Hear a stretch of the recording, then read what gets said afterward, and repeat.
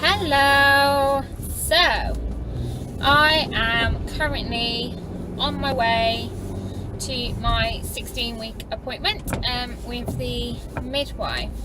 So, I have my Bounty antenatal pack with me, which I got given at my 8-week appointment, and I have to take with me to all of my appointments. It's got my medical notes. I've got some questions I want to ask in terms and things just I want to let her know about. For my 30th birthday, my husband Mark actually booked to go to New York, and I fly out at 27 weeks, but I fly back at 28, which we're flying with British Airways, and I've checked their regulations and it's fine. However, when you get to 28 weeks, you need a note to say that you're safe to fly. So they don't need a note for me to fly out, but I do need a note to fly home. And this has to be done within 7 days of flying. So I just want to ask, how do I go about that? Is that a midwife thing? Is that a doctor thing? Can I book an appointment for that now, so I don't then leave it to 7 days before and then I haven't got it and I can't get an appointment or something. So I want to talk to her about that. I've also been experiencing quite a bit of back pain, groin pain, and kind of hip area. And the other day I really suffered for some sharp pelvic pain. So I just want to flag it. It might be absolutely normal, which if it is, then I've just got to get on with it. But I just want to flag it in case it's not. And the little blighter, I think, just keeps sitting on a nerve. Because if I prod my stomach on the side that it hurts, not always straight away, but not long after, sometimes it obviously moves off something, because then it stops hurting. And sometimes, quite often, then I get a trapped nerve on the other side that's then obviously change size and sitting on something else instead. So poor thing can't win either way. But I just want to raise it. And then the other thing I want to ask about is my fluid intake. So I do find that I'm thirsty a lot. I feel like I'm drinking a lot, which it does say you have to drink a fair bit and that your fluid intake will go up. However, I feel, without being too graphic, that my output does not match my input. And everyone always talks about how your bladder is always overactive and you always wee a lot when you're pregnant. Well, I haven't been, so I just want to check that that's normal, and I'm sure a lot of this is, but as a first pregnancy, obviously I want to check that everything is okay. So we'll see what the midwife says. It is with my midwife, so that's nice. I can kind of build up a bit of a relationship with them, really. So it's the same one who did my 8-week appointment and who will be coming to us when we've had the baby. Yeah, so it'll be nice to kind of continue that, really. Ooh, not great parking. So I'll concentrate on that and I'll let you know how it goes when I come out. Hello, so excuse the tired face, but I am now home, just bathing little George in there. See, I'm getting used to bath time already. The appointment went well. No, it's good. I got to ask lots and lots of questions, which was really handy. The aches and pains I've been feeling is absolutely normal, and pretty much I'm doing everything that I can. In terms of, I've signed up to do some baby yoga. I'm doing obviously the aqua aerobics, walking where I can, and yeah, it's just one of them things. The pains and the cramps and the pains in my back that I was getting are all to do with ligament pains. So it's where my hips and things are moving and getting wider, ready for what's obviously gonna happen at the end. Yeah, and the baby is sitting on a nerve, which is, so I am getting trapped nerves. But it's just one of them things, and it will go when the baby's out. It's not really, there's nothing they can do in the meantime. I got to hear the baby heartbeat, so I'll insert that now.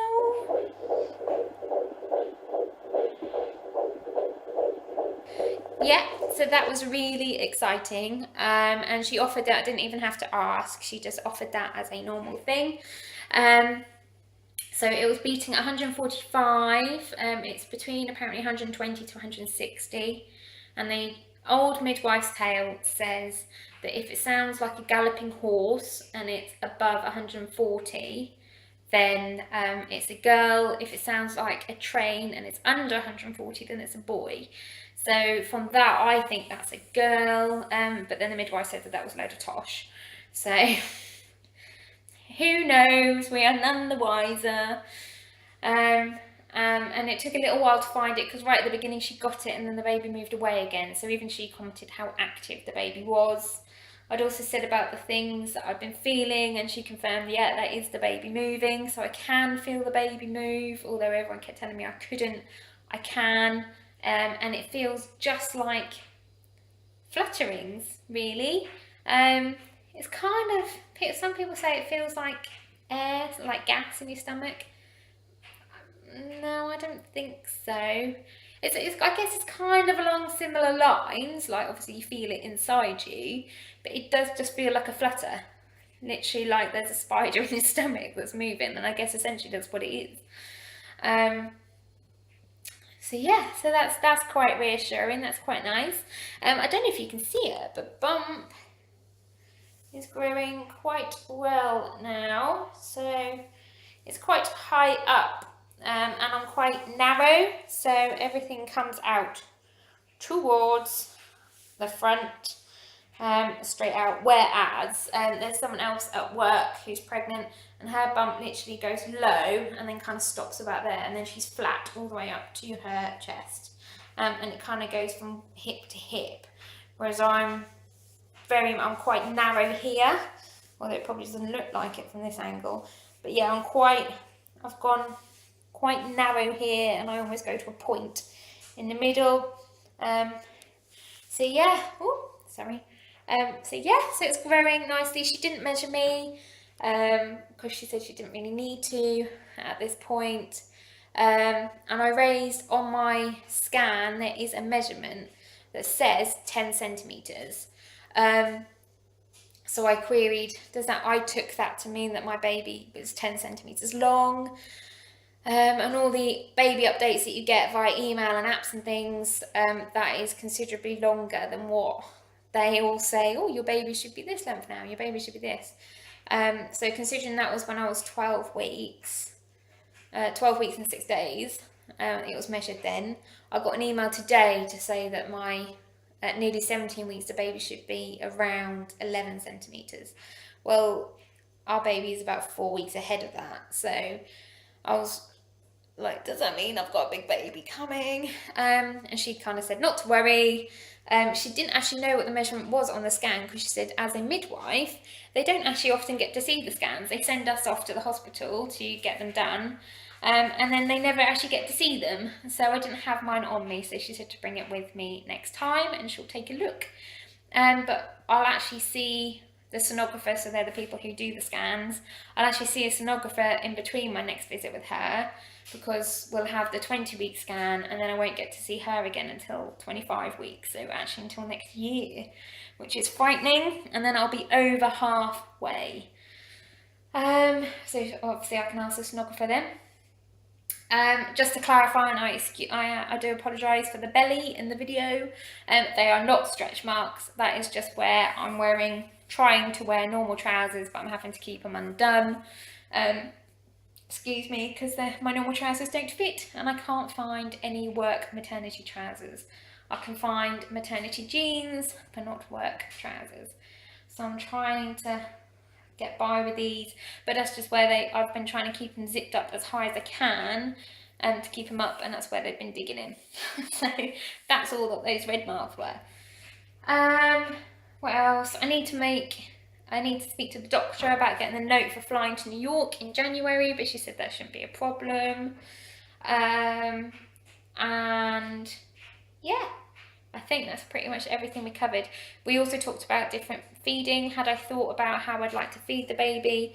And she mentioned that there's a lot less pressure now on breastfeeding and things like that. But if that is the route that you're choosing, and this isn't a video for casting opinions and things like that, but I did express a wish that I would like to certainly give it a go. That they basically give you information little bit by little bit at each appointment rather than overloading you with stuff. So we discussed skin to skin, so when the baby comes out, how it's placed automatically on the mum. It can then be placed on the dad as well, but it's so the baby, because obviously it's a bit frightening to begin with, I'd imagine, for a baby. They don't know what's happening. They're used to being inside and hearing your heartbeat, hearing your voice, hearing you breathe, that kind of thing. And then all of a sudden, they're outside in this really crazy environment. So they try and make it as calm as possible. They dim the lights, the midwives leave, everyone leaves you. And this is before they even weigh the baby. They do a quick check as it comes out and then place it straight on the mum. So the baby can then still hear your heartbeat and can try and mimic breathing like you're doing. So it encourages it to, to breathe by itself. And they say actually what they then do is leave it, and they find, like a kitten does when it's first born from a cat, it instinctively knows where the milk is and if it's hungry, how to feed. So they say a baby will tend to migrate and know what to do. If that's the way we want to feed, which I'd like to give it a go. So that's how it was left. So they said that would happen, and then obviously after that, then it can also then go to dad and have some skin to skin with dad. And then after a while, the midwives will then come back in and finish doing the checks. But they try and keep the first moments once the baby's here, literally just that family of 3. So as undisturbed as possible. Which sounded really nice, actually, really kind of like, oh, quite exciting. And yeah, that sounds a nice way to do it. That's what I'd like to do. But I think that is pretty much everything we talked about. So my next midwife appointment will be at 25 weeks, which is the beginning of the new year. And in 3.5 weeks' time, roughly, I have then got my scan date.